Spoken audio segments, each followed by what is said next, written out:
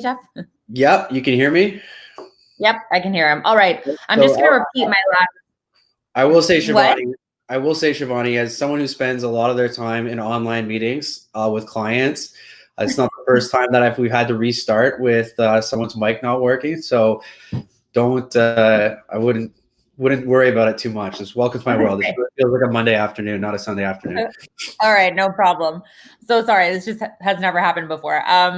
Okay, so we're going to get into that second group of comments. I'll just repeat the question for Jeff. So that's the first comment in those two is talking about how many small businesses have invested in PPE and other equipment in order to stay safe during this pandemic and to stay open. And now they're not allowed to open at all. Meanwhile, some of the larger companies that are selling the same products, foods, goods, places like Walmart are still open and still selling quote unquote non-essential goods like electronics, or somewhere like Costco that also sells clothing. So I really want to know from you, Jeff, what have you been hearing from business owners about this? Well, so I think there's an important clarification to make here is that our government's been referring to this as a lockdown. It's not a lockdown. When we had a previous comment about New Zealand being in a lockdown, they were in a lockdown. And what has happened here is the government has decided as the best way to cut back on COVID and reduce the spread is to selectively close certain types of businesses. And that, I think, is the main issue that a lot of business owners have. And the government officials will stand up and say, we're all in this together. Reality is we aren't. This is having a tremendous impact on different types of businesses. And what I believe is that this is going to be one of the fastest accelerators of income inequality in our country, because companies are being shut down based on government rules that to a lot of entrepreneurs feel very arbitrary. To a lot of people feel very arbitrary. I can't speak for everyone, but a month ago I was shopping on Queen Street in Toronto, similar to Ronsonvale, the videos we showed, and low number of people are in the store. I felt safer than when I'm at my local Metro, at my local Loblaws, where there doesn't seem to be any control on what's going on once people are inside the store, and social distancing is not really enforced. The other thing, which I think a lot of people are having a large problem with, which I think is fair, is we've seen that Canada's richest are getting richer throughout the pandemic. And the reason for that is because Canada's richest own publicly traded companies that are large multinational corporations. And those are the ones that are being told by the government they're allowed to stay open, they're allowed to operate. And small businesses, which aren't publicly traded, which don't have lobbyists, are being shut down. And so for a lot of entrepreneurs, it doesn't feel fair at all. And we're seeing that in how businesses are being impacted and who's losing their jobs.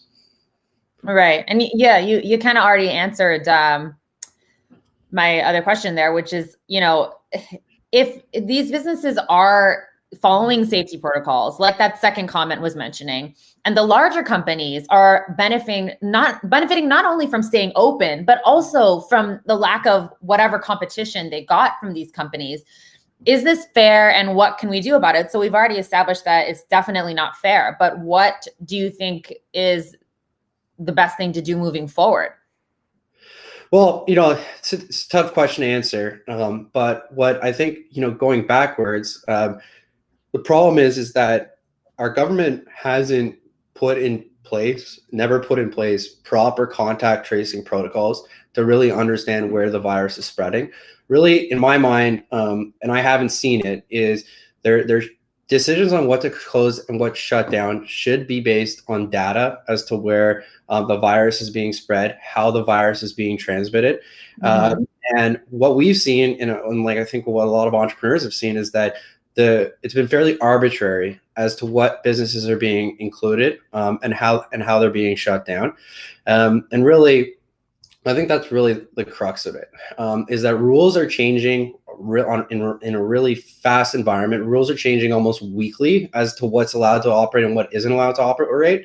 And when rules are changing so quickly, it's very challenging, or it's very tough to even understand how the government's making those decisions, and it feels very arbitrary.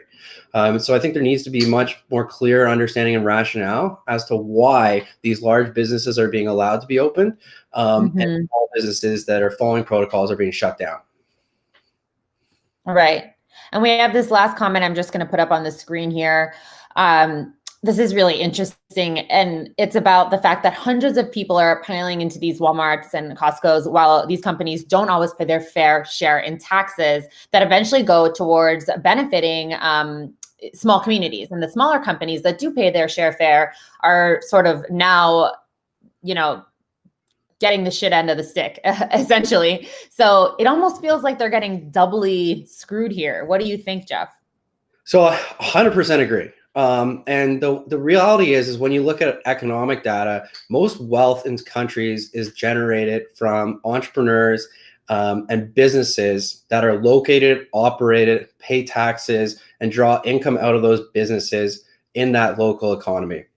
And so when we're making rules that favor large international corporations, that favor the Walmarts, the Loblawses even of the world, that's a Canadian company. We are taking money out of small, medium-sized businesses that are predominantly family-owned, businesses that are even in the GTA disproportionately new immigrants that are multi-family-owned businesses, and we are transferring that to large corporations. And this is again, the acceleration of income inequality. COVID has resulted in policy decisions that the government's made that is transferring this wealth. So I'd say I agree completely with that comment. Yeah, absolutely. So Jeff, just before we end, I was wondering, would you like to tell everybody a little bit about Thrive and what you guys do? Yeah, sure. So Thrive is a career wellness platform. And what we do is we provide services to individuals and to companies when individuals have lost their job or are looking for a new job. So we work with a large number of Canadian companies ranging from small businesses to not-for-profits to large corporations. And when their business is in an unfortunate position where they're having to let people go, restructure their operations, we support those individuals in helping them find their next job. So we work with large companies and to small businesses. And so it's been really interesting during COVID because obviously a lot of individuals have lost their job. And so we've been able to see on a firsthand basis how challenging it is for those individuals and how those individuals it's been disproportionately impacting certain types of jobs, retail workers, manufacturing workers, frontline operation workers, and we're doing our best to help them find jobs as quickly as possible. Awesome. Well, thank you so much for coming on the show. I think you gave some really great answers. I'm hoping that it debunks kind of some of what was being said, the stuff that we agreed with and the stuff that we didn't. And I think that, I just really hope that we do get some answers soon because as you said, sometimes the directions kind of seem like they're coming all over the place. In Canada, a lot of small businesses, I could definitely attest, the people that I know are definitely feeling the brunt of it for sure. We have a comment here. Someone said, all of us want help, but there's no real intelligence, direction, let alone fairness. And I think that's absolutely true. So again, thank you so much for coming, Jeff. Hopefully we'll have you on another time. Sounds good. We'll talk to you later. Thank you. Yeah, bye.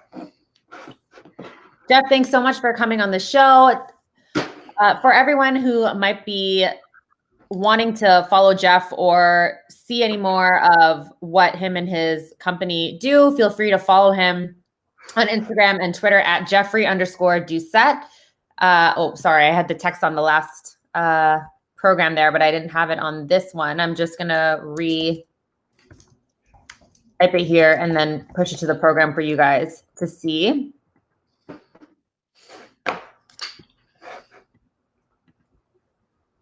Oh, sorry, guys. It's giving me issues. It's not a good day today, but it's Jeffrey_Doucette, DOUCET, if you're wondering.